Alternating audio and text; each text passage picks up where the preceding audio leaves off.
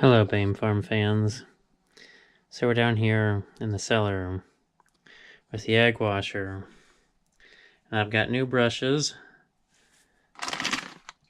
and new bushings to hopefully get rid of the knock. The brushes, they're showing wear. They've got age. You can see the gap right there. They're wearing down. It's closer right here, and here in the middle it's wearing down. They've got some age, and they're not as fresh as they once were. Of course, I don't know how old these are. So these ones came with it when I bought it. We're going to go ahead and put them in. And the bushings. So here we go on a fast action adventure. I have a little bit of maintenance on this washer. Oh yeah, look, the scrub daddy. That's good for them really dirty eggs. Sometimes, well, chickens lay an egg out of the same hole they poop out of. Every once in a while there's a really dirty one. So we gotta take these belts off. I would like to think they could just be loose enough. Oh yeah, we can cheat and just kind of spin them off. Come on. Well, that didn't sound good. Did not sound good at all. Don't want to have to replace these belts.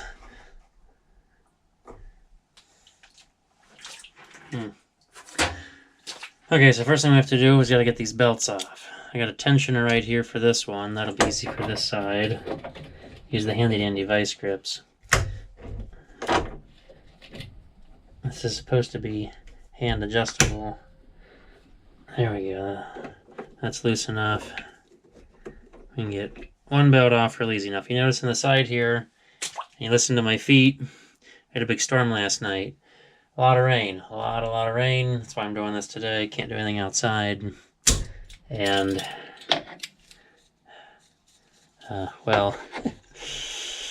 the basement got some water in it.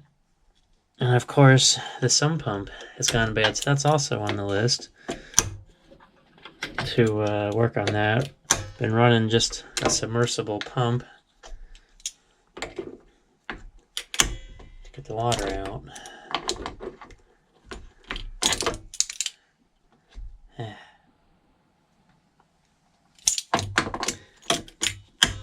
Now they made this washer very easy.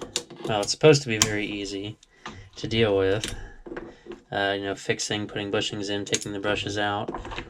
All of these little nuts right here are supposed to be undoable by hand.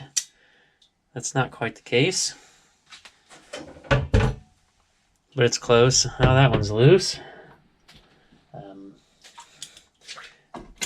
Maybe a product of age, and this was new, that could have worked, but that's been 40 plus years ago.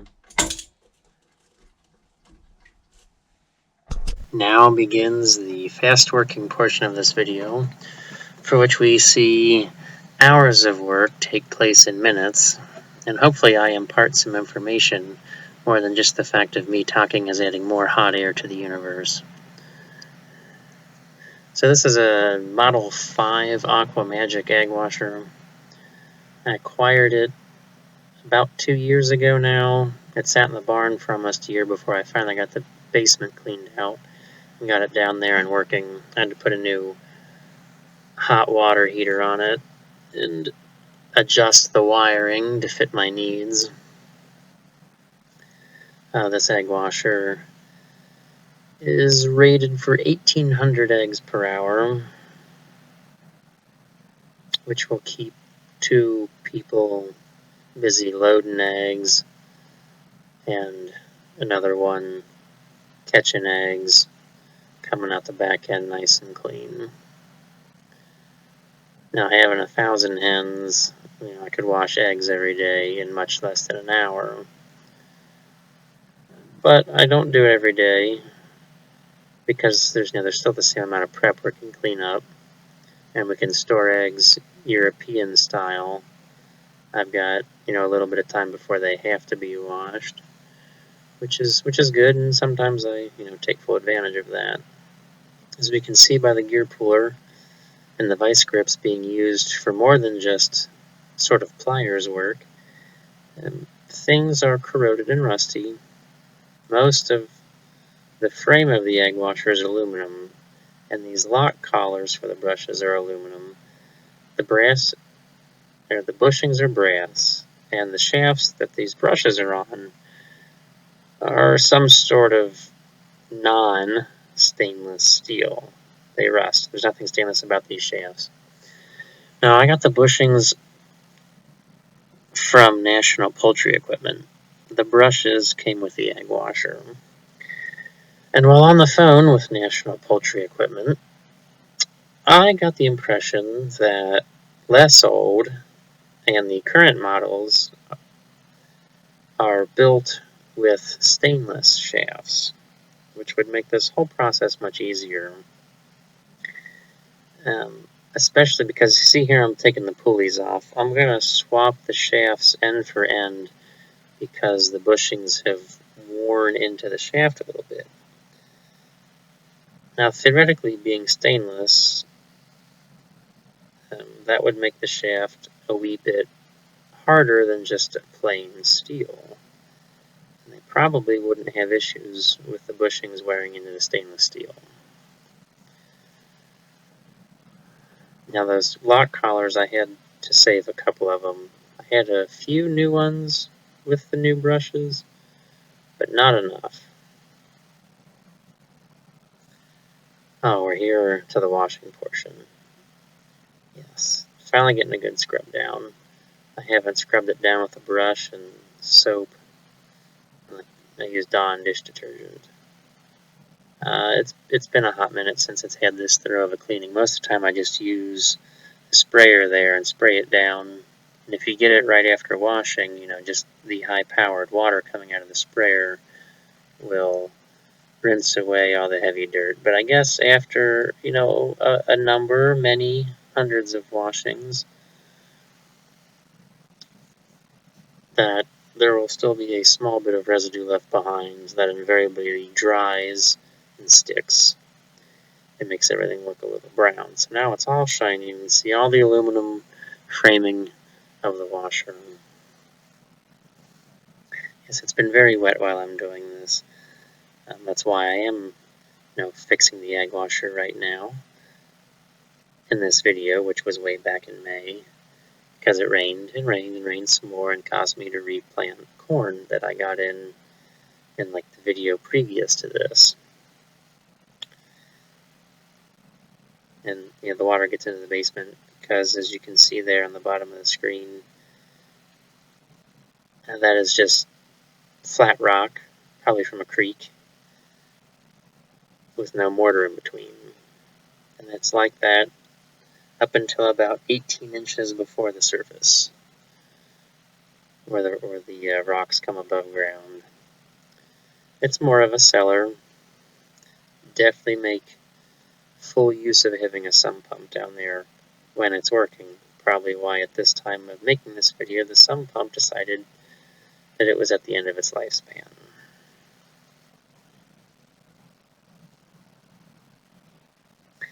Now, I figure this egg washer is probably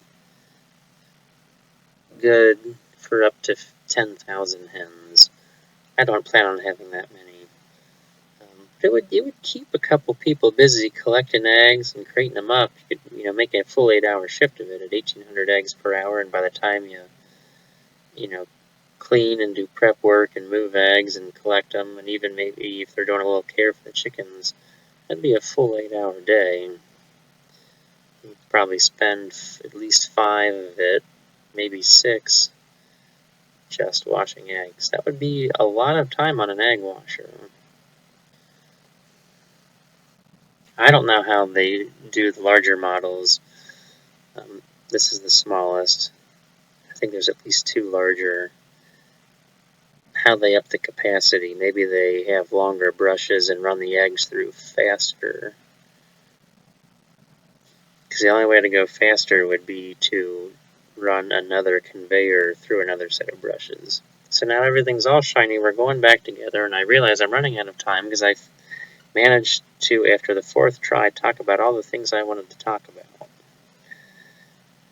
Yes, I think The cradles for the bushings might be a little bit out of line, but that's just a manufacturing fault from 40 years ago, so I can't change that. I'm hoping the newer ones they did better at lining up the bushing cradles, because it took a little bit to twist them into place almost. I'm pretty sure my shafts are straight. Well, the camera was ever so nice to die while we were putting another set of brushes in, but you saw the first set. Look how much more brush there is. Remember before how there was a gap there? This should make the eggs come out, well, much cleaner. Or easier, that we don't have to sit there. Sometimes some of the dirty ones we had to run through twice. Now with all this overlap, the only thing I wonder about though is sometimes eggs would get knocked off and caught like back, you know, in the back under the brushes. I wonder with there being like longer bristles, but obviously come in contact more, whether that would be a problem. Okay, well, it's time to oil this. So I'd like to use an oil can, but if we look, some of the oil holes are hard to get to. So we're gonna have the oil syringe instead. And I found out that mineral oil is a good way to go, because it's, you know, food grade, but non-organic, I'll say. It's not vegetable oil, because I was using vegetable oil, and that was not a good idea. Hopefully this doesn't run out the bottom too fast. Hopefully it's not too thick. That's the other problem we may run into.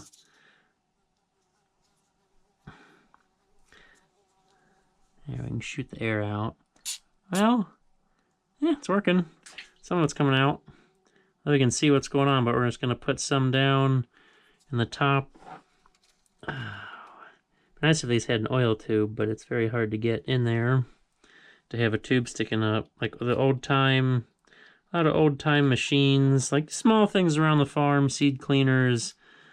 I don't know what else. Maybe like elevator bearings. You just put some oil in the little oil holders. Can't see down in there very well. We'll fill those up with oil. I guess if it's not all running out too quick, that means that there is a tight enough tolerance between the bushings and the shaft that the oil just doesn't all run out of there super quick. It seems like a little syringe of oil is going to go a long way. I'll get these all filled up. Oh, that one, see, that's hard to see down there. So is that one in the darkness. Okay, well, they're all oiled, whatever that's worth. Try to stab ourselves.